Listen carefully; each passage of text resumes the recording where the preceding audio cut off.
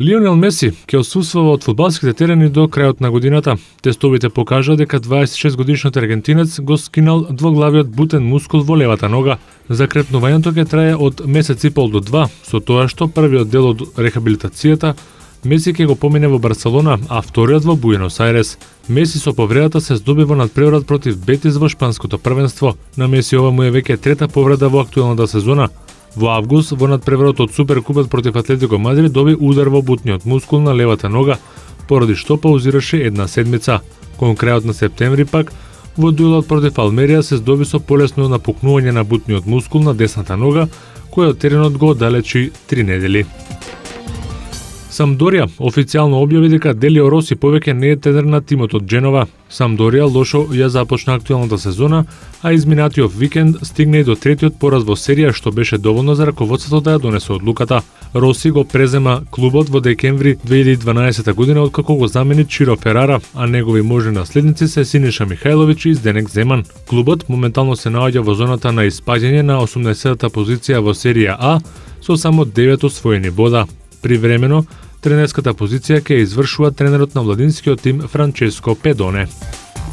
Новак Џоковиќ ја одбрани титулата освоена минатата година на завршниот тениски мастер што се играше во Лондон. Тој во финалето во О2 арената со 2:0 во сетови 6-3 6-4 го победи неговиот најголем ривал оваа година Рафаел Надал. Последното финале од актуелната ATP сезона со себе го донесе двобојот на двајцата тенисери која одбележаа годината и која со убедлива предност во однос на конкуренцијата се наоѓаат на првите 2 места на ATP листата. Со тоа, вториот светски рекет ја освои третата круна на овој мастерс турнир. Победата над својот најголем ривал, кој и покрај овој пораз оваа година ќе ја заврши на првото место на ATP листата, е вкупно 22 поред за Џоковиќ, кој по 17 пат во 39-тиот меѓусебен дуел беше подобар од шпанецот. Новак Џоковиќ со триумфот стана првиот тенисер по Илија Анастасија од 71 до 73 година кога му пошло одрака да слави во своите први 3 финалења на завршниот ATP Мастерс. За победата Новак Џоковиќ заработи околу 2 милиони евра и 1500 ATP поени,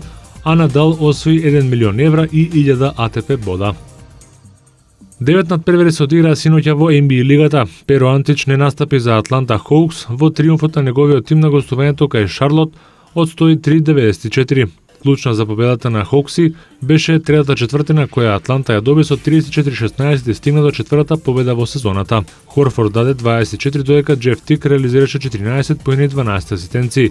Индиана Пейсерс го задржа максималниот учинок во новата сезона во која се уште не претрпе пораз, а има 8 победи. Пейсерси славија над Мемфис со 95-79, а Пол Џорџ уфрле 23 поени, додека Стивенсон оствари трипл-дабл од 13 поени, 11 скока и 12 асистенции, најмногу во неговата кариера. Джереми Лин даде 31 поени на Двајт Хауард, 18 поени и 24 скока во победата на Хјустон Рокетс на Торонто Репторс од 110-104 дури по 2 продолженија. Руди Геј го предводеше противничкиот состав со 29 поени и 10 скока. Дерик Роуз постигна 16 поени во победата на Чикаго Булс над Кливленд Кавалиерс со 96-81, но во последната четвртина пред крајот на надпреварот ја напушти играта откако заработи мало истегнување на десната тетива. Кајри Ирвинг во редовите на Кавалиерси постигна 16 поени. Вечерва се играат 4 надпревари.